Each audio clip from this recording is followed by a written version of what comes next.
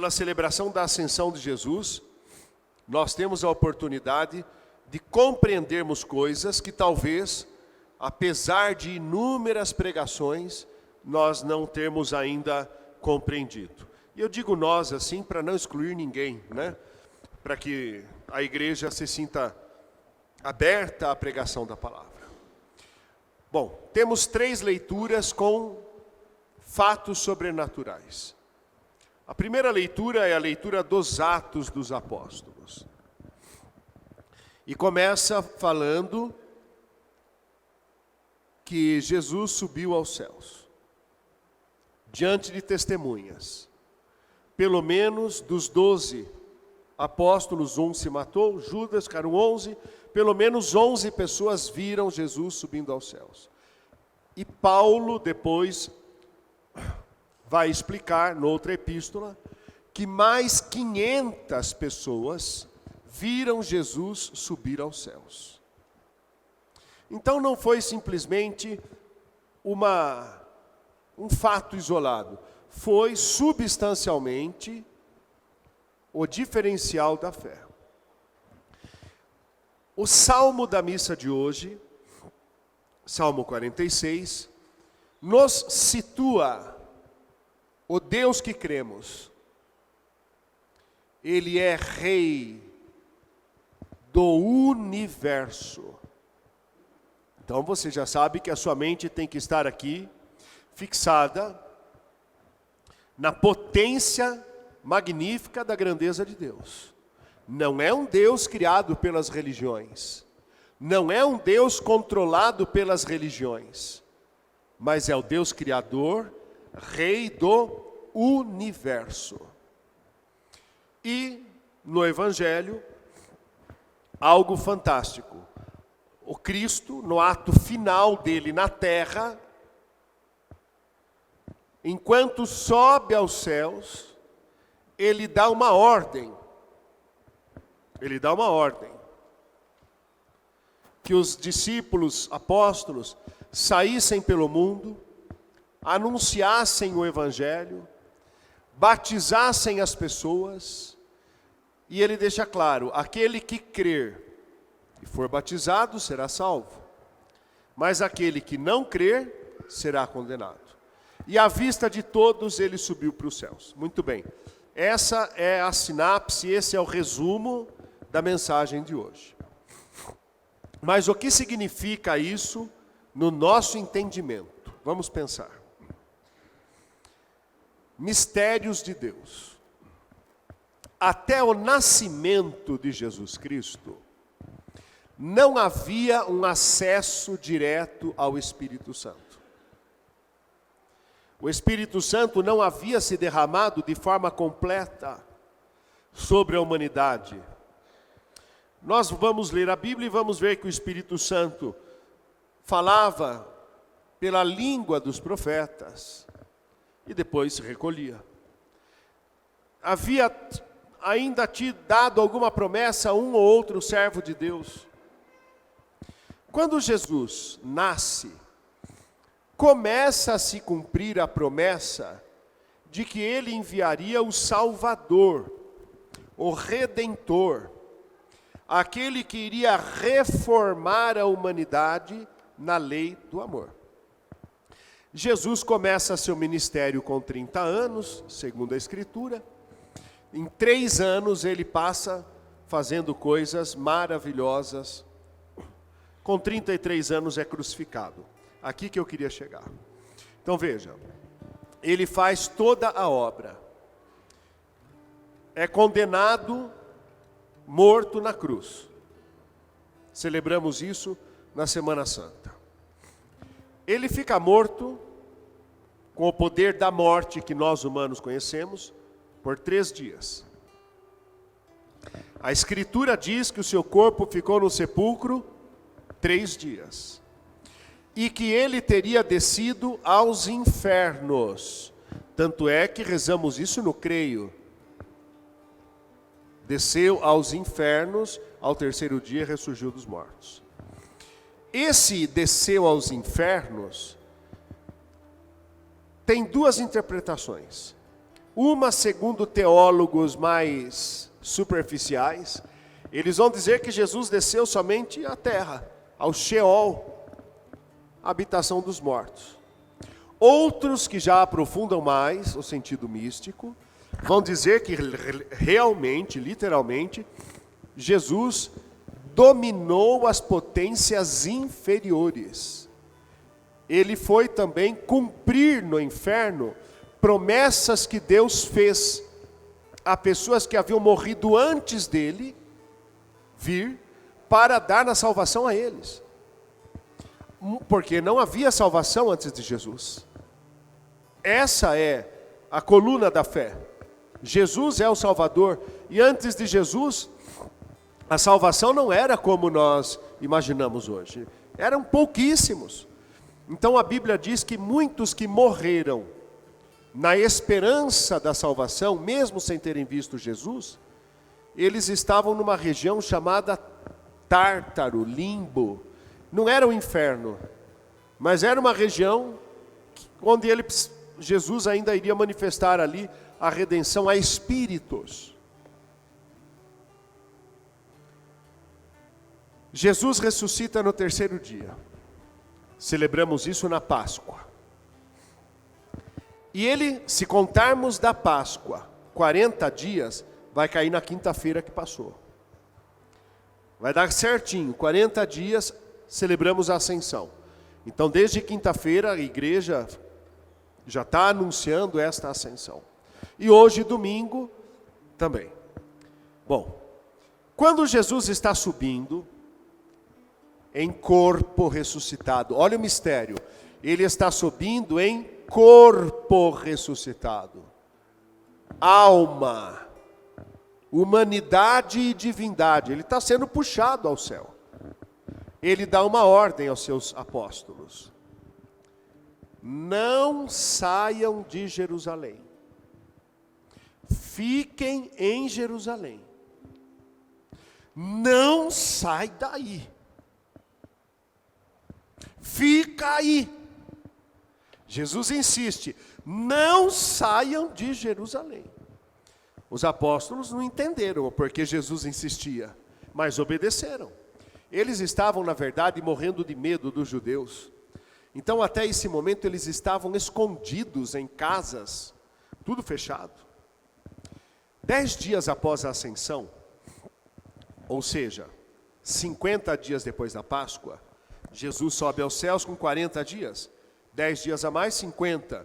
Então, 50 dias após a Páscoa, os judeus de todas as nações iriam para Jerusalém, para celebrar em Jerusalém uma das principais festas, chamada Pentecostes, que para eles era uma ação de graças, era um grande agradecimento pela boa colheita que tiveram, pelas novilhas, pelo gado maravilhoso que eles tiveram, pelo lucro nos negócios, pelos ganhos, pela prosperidade, pelo fruto que a terra deu para eles. Então todos iam para celebrar esta ação de graças. E estaria lá em Jerusalém todas as nações. Também os apóstolos estavam lá, mas escondidos numa casa. De repente, vem um vento impetuoso do céu, na frente das gentes de todas aquelas nações, e este vento vem, ele entra na casa onde os apóstolos estavam, juntos ali, Maria também, e este vento repousa sobre eles, e é o Espírito Santo, que nunca estivera na humanidade como daquela vez, porque o caminho estava impedido, havia muito pecado na terra, havia muita autoridade de pecado, de desequilíbrio, e somente Cristo morrendo, ressuscitando, subindo aos céus, é que ele poderia preparar o caminho para o Espírito Santo descer. Naquele momento em que o Espírito Santo desceu sobre os apóstolos, eles começaram a falar em línguas espirituais entre eles também. E a capacidade mental deles se abriram. E provavelmente eles falaram línguas humanas, porque a Bíblia depois vai narrar que 17 nacionalidades estavam lá, e eles ouviram os apóstolos falarem cada um no seu idioma. E ali eles receberam poder e autoridade. Agora entenda, quando o Espírito Santo desce, é ali que começa a igreja de Jesus. Jesus é o Senhor da igreja. E a igreja de Jesus, ela não está alicerçada, por isso que aqui uma grande diferença com a fé católica romana. A igreja romana diz, a igreja está alicerçada em cima de duas colunas, Pedro e Paulo. E aí começam todo o magistério romano. A igreja brasileira discorda profundamente disso, e ela olha para a Bíblia, e ela vê que a igreja de Jesus não pode estar alicerçada nem em Pedro nem em Paulo, porque Pedro e Paulo são homens. Pedro negou Jesus 3 vezes.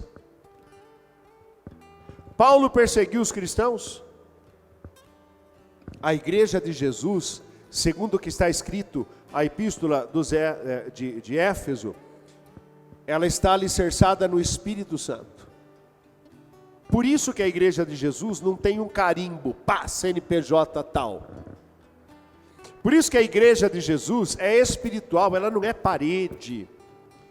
A igreja de Jesus, ela não se submete em essência e espírito às leis deste mundo. Então você pode muito bem ter alguém que creia em Jesus, entre nós, alguém que crê em Jesus, que esteja em outra instituição, e faça parte desta igreja espiritual. Porque a religião não pode ser a igreja de Jesus. A religião é falha. O Espírito sopra onde quer. Religião, Jesus não fundou. Ele é Senhor da igreja. A igreja é a noiva de Jesus. A igreja são as pessoas que Ele deseja, porque ouviram a palavra dEle. Entende a mensagem hoje? Você entende? Celebrar a ascensão é ter a certeza, atenção aqui, é ter a certeza de que nós caminhamos na terra, vivemos na terra, amamos na terra, casamos-nos na terra, temos filhos, trabalhamos, ganhamos dinheiro, prosperamos, mas não é nós, é Deus em nós, porque o nosso foco está no céu. Buscai, o apóstolo também vai dizer isso em Colossenses, buscai as coisas do alto, onde vossa vida está escondida em Deus. A nossa vida está em Deus, lá, já no céu. Quando Ele manifestar a sua glória, nós vamos nos manifestar com Ele em glória. O seu destino é o céu. Entende? Esses dias ouvindo pessoas, não sei qual era o rumo da conversa, a pessoa não crê no céu, né? É difícil isso, é difícil crer. Não sei que a pessoa estava conversando, eu cheguei e disse assim, eu não vou para o céu, eu vou para o purgatório. Quem já ouviu alguma coisinha desse tipo assim? Meu irmão, você está dando uma palavra contra você. Você vai para o céu. Entende isso? Nós temos que ir para o céu, nem que seja para imitar os MST aqui da terra, mas tem que entrar invadindo e ir para o céu. Você não pode nem brincar em falar eu vou para o inferno. Não, você não pode se ver como errado, como pecador. Você tem que se ver como destinado ao céu, porque a obra de Jesus foi por você. E aqui, uma explicação que vai facilitar a sua espiritualidade hoje. Existe um teólogo maravilhoso, eu gosto muito dele, porque ele fala de todo esse aspecto místico do Cristo, que o Salmo 46 fala para nós, né? Quem é o seu Deus? É o Rei do universo. Então, esse teólogo chamado Teilhard de Chardin. Teilhard de Chardin explica que quando nós estamos aqui no altar, veja, pega o cálice para mim, diácono, por favor. Que nós estamos aqui no altar, celebrando a Eucaristia, nós estamos celebrando o Cristo cósmico. O que é o Cristo cósmico?